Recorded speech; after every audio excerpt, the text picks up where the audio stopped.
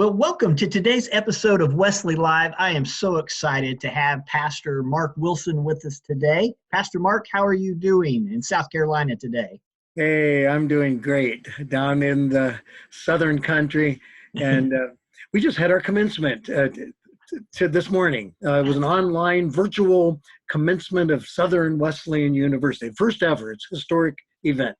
Wow, that's fantastic. We're seeing a lot of first in this time right now. Now, I want you to talk about the commencement, but I also want to introduce you as not only pastor, but professor at Southern Wesleyan University, theologian, and sought after speaker. I have to let everybody know that last summer, it seemed like every place I was seeing you, and you were there speaking. I know we ran into each other in Wisconsin and in Florida. I think last summer you were a speaker at the district conference, and then this winter I was down in Brooksville, Florida, and you were the speaker there at the camp. I thought you were just following me around, you know. I think I'm actually stalking you. So for those of us that don't know, now I know you are an IWU grad. Is that correct? That's right. Yeah. 1984. Yeah, 84. Wow. That was a long time ago. So where are you from originally? How did you wind up at IWU? And then how did you wind up at SWU? Yeah. I grew up in Ohio. I'm a Buckeye. Oh, wow. And then I just really, actually the way I came to IWU was I came to one of those high school visit weekends where and I think Larry Norman, the rock guitar guy, he sang for us, and it was like, wow, that's cool. And so I came to what's called Marian College back in those days. So I got married, since it's Marian College, right? I met Kathy in Dr. Walter Martin's class. It was a class for seniors, and we were both freshmen. We shouldn't have been in there, but we both ended up in the class. We both dropped the class, but we found each other. That was great. So then she was from Illinois, so so the kid from Ohio and a girl from Illinois, and we got married in Indiana. I was the youth pastor at Eastview in Gas City, Indiana. Really? And so we got married there, and went out to California after that.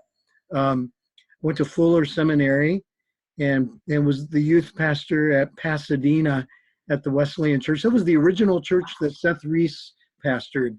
So very historic. It had seen better days, though, by the time we got there. I mean, it had kind of, it was really in its last days, but they had lots of houses, and they had let me start a youth group from scratch. And so I did an urban inner city kind of youth group. That was really fun. Wow. And then I was a youth pastor for about 5 years after seminary in a place called Moreno Valley, California, and then moved to Hayward, Wisconsin, which was like, it's not the end of the earth, but you can see it from there. Jesus said, go to the ends of the earth. Well, that's what we did. We took our U-Haul and we kept driving and driving. It's way in the wilderness. It's such a beautiful, wonderful place. And for 26 years, I pastored Hayward Wesleyan Church there. Wow. 29 members when I started. And God blessed it. And it was a beautiful thing. And we saw all kinds of neat things happen. And my kids were all raised there. In fact, 3 of my sons still live there. Really? So 3 years ago, though, God called us to this new chapter.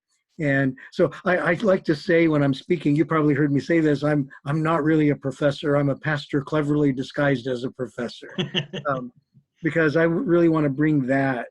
And the whole reason why I'm doing this is because I want to multiply my vision, my heart, into others. See, if I just stayed at Hayward, it would just be what I'm doing. And hopefully, if I can train and equip future pastors, then it just multiplies out. And that's my heart. That's my goal. Mm-hmm. We miss northern Wisconsin deeply, but we know that this is where we're supposed to be. It's what we're supposed to be doing. That's so cool. Now, when I ran into you in Wisconsin last summer, was your son being ordained? Was that? Yeah. That was really neat. I got to be a part of that. That was really special for me. Very cool. So you mentioned commencement, so I want to get back around to that. And what was that like? Had to be totally different than anything, like you said Yeah, earlier. one That's nice been part done. about it was we the no nobody could see us, so I got to just wear my grubbies while I'm watching the commencement. That's probably the only time ever. And then as they did, it was really beautiful, moving. They gave talks, and they in each person their name and their picture was presented, and people were Hmm. commenting and stuff and cheering them on, and we got to cheer on our graduates, and it's very. I mean, I had a tear in my eye several times through that because it's very meaningful. What kind of message would you want the graduates to hear? Or maybe they did hear today. Leaving school in this pandemic, these crazy, extraordinary times that we're in right now. What kind of message? Well, that was what they heard. Heath Mulliken gave the talk. I don't know if you know Heath or not. Heath's awesome, Mhm. and he just shared that and don't wrestle against God. You fight your fight alongside of God. God's fighting the fight, Mhm. and we just go with him wherever he goes. And I think that's really true. I mean, there's a lot of uncertainty out there, but we can go where he goes and follow after him. And right now, man, there is such a spiritual openness that people have at this point in time, more than probably any other time of my lifetime. Maybe the few days after September 11th was similar, Mm. but this one is actually stronger than that because the crisis, we're all feeling it daily, and for over an extended period of time, and so this is really taking it to a deeper level. Mm. One thing I was thinking about that, by the way, Mhm. what do people need in a time like this from preachers and teachers? There's a lot of people now. Every pastor's a television evangelist now. Right. Presto, just automatically, my pastor instantly overnight became a television evangelist. Um, but I think there are a couple things that people need. Of course, they need hope, words of comfort and hope. Mm. And a lot of times, like the most successful preachers, in without a crisis, they tend to be the ones that challenge. Though they're the ones that say, "Let's take the hill." They're the generals that let's take the hill. But right now, what people need, they don't need a general. They need a medic. Mm. And so if a pastor is trying to do general stuff like charge, well, they can do that, but I don't think that's really what the people need right now. Wow. They need words of comfort and hope. And I think that the best way to do that is through beauty, Mm. like to give them something beautiful. Mm. I'm thinking beautiful stories or beautiful thoughts, words that inspire and encourage. Um, I think that when I mean, there are times for challenge for sure, and we're going to need that. Um, it's just to be sensitive to the context, I think, and to do that. Another thing I thought about too recently, I've watched a lot of sermons, a lot of pastors. I've had my students do it too, Mhm. and I've had them like say, "Okay, what do you think if you were doing it after you watched all these? What would you do?" And I've had a lot of my students come back and talk about the personal. The more personal it is, the Mm. more meaningful it is. Mm. And what I thought about was the like when you think about a television, like movies. Okay, think about a movie. A movie doesn't usually just do a movie of a Broadway show where there's just showing a video of the actors on a stage. It isn't large. What the movie does, it takes you personal and straight in to where the people are, like, so you actually become a part of that person's life. Mm. and and I think and I'm not being critical here because there are lots of ways to do it effectively and all that, but I think the most effective way is if you can bring them up close and personal Mm. into your life, so you're actually just having a conversation just like you and I are having right now, Right. versus trying to recreate Sunday morning. That's sort of like showing a movie of a stage. You know, it takes it's one off. So a movie of a play is not nearly as good as a play, the live play, and a pretend Sunday morning church service is one step off from a Sunday morning church service. So I'm thinking I'd like to encourage, if there's a pastor listening to this thing and you're trying to think of creative ways to do this, maybe instead of pretending like you're preaching to the whole congregation on Sunday morning, just talk to one person at a time and do that personal interaction. Give them beauty, give them encouragement, give them inspiration. Oh man, I think that's really where it is. That's so good. And this is why you're a sought after speaker. See, because you have great stuff like that. That is so true. You are so right. Appreciate you sharing that. So you're at SWU, and then you're also at Wesley Seminary. So how did that come about? How did you? Hey, I was for most of I'm finishing my doctorate now at Wesley Seminary. They brought me on at SWU with the understanding that I would pursue this, and I've wanted to all the way along. In fact, I had already put my name in the mix before SWU ever came into being, but this just actually made it possible for it to happen for me, and it was just right. I mean, it just worked perfectly for me. I was actually teaching at the seminary too. Oh, wow. So I've done an adjunct from the very beginning, almost to the very first. I'm not the first group, but the second group, and from there all the way through, I've taught until just this year, and I'm taking a break for just a little bit because I'm doing my project for my doctorate. But I'll jump right back in again after I'm done. I love teaching the spiritual formation at the seminary. But so I was a student and a teacher at the same time at Wesley Seminary. I took the preaching D-Min with Lenny Luschetti. Just finished our last class, and now just on to the project. And a year from now, I'll be walking across that stage and getting my hood and my little beefeater hat. I'm looking forward to that. We'll have to call you Dr. Wilson then. Dr. Wilson. Is there a doctor in the house? Yes, sure. Yeah. So do you have any funny stories from the seminary or anything you'd want to share?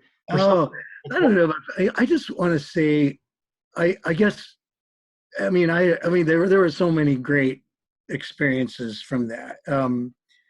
But I want to share what I learned, actually. I mean, I'm not going to tell you everything I learned because it would take, too long. But, man, Lenny Luschetti he's younger than me. And I respect that guy so much. And I've learned so much from him. And like, he taught me things and just the whole program, like how to read slowly, for instance. See, like John Maxwell taught me how to read fast. But this program taught me how to read slowly. And you got to do both, right? So there's certain kind of books you should read really fast and get the main idea. But there are other books where if you read fast through them, you're going to miss the whole point. And so like somebody like N.T. Wright, you don't skim N.T. Wright. You take it down deep, and Walter Brueggemann, people like that. You take them deep, and then as you read them slowly, they explode into your heart, and it's like, oh yeah, that. So like, I read a lot before seminary, but I read a lot quickly, and I've actually, since, except for my assigned reading, I've read less books lately, but I am reading a lot more deeply now, and finding that tremendously meaningful. And then I also learned about just the depth of things. Like there's an understanding, right? There's a first layer understanding. You preach a sermon on that, and you preach the obvious. I can't tell you how many obvious sermons I've preached over the years. I feel bad about that I told them what they already knew, I mean, so, oh yeah, that's right. Okay, that's good. Thank you. Nice sermon, Pastor, and that's what they say. but there's another layer of this, Mm.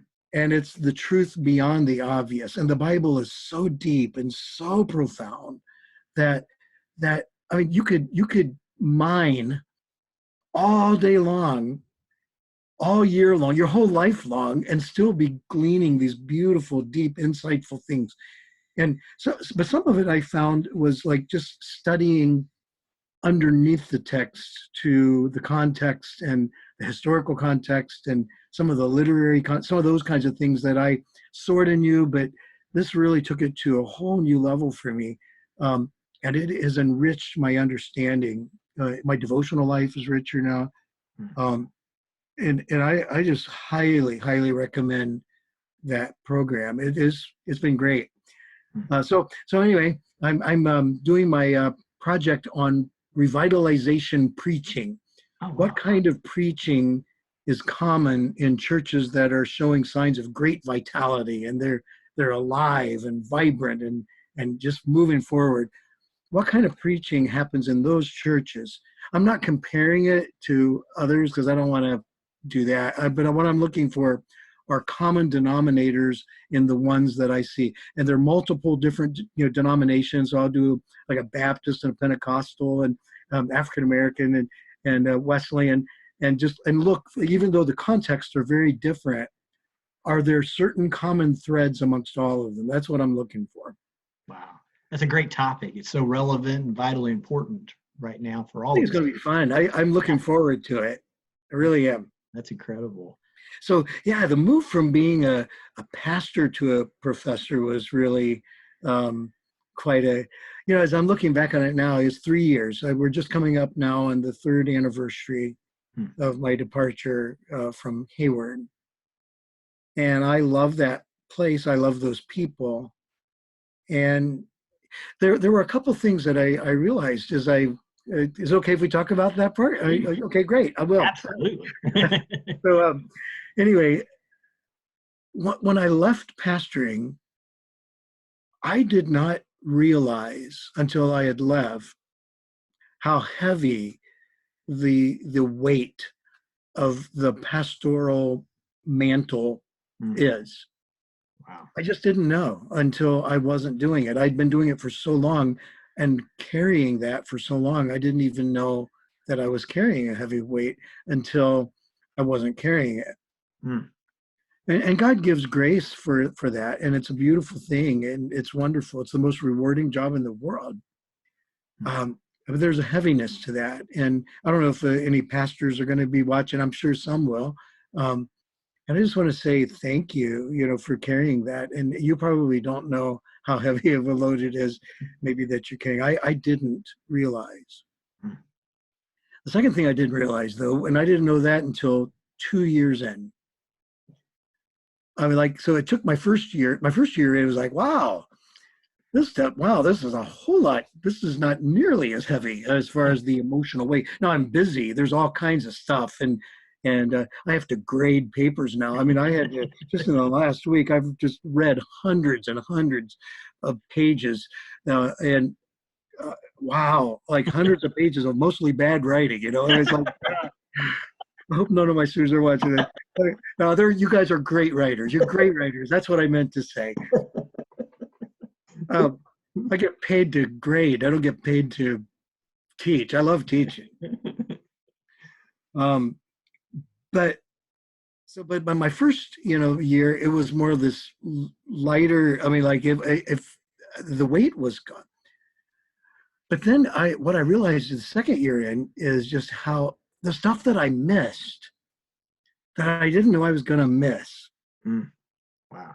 And you know what I missed? The stuff that I thought I would never miss, like hospital visits and visiting people in the nursing home and doing funerals and weddings.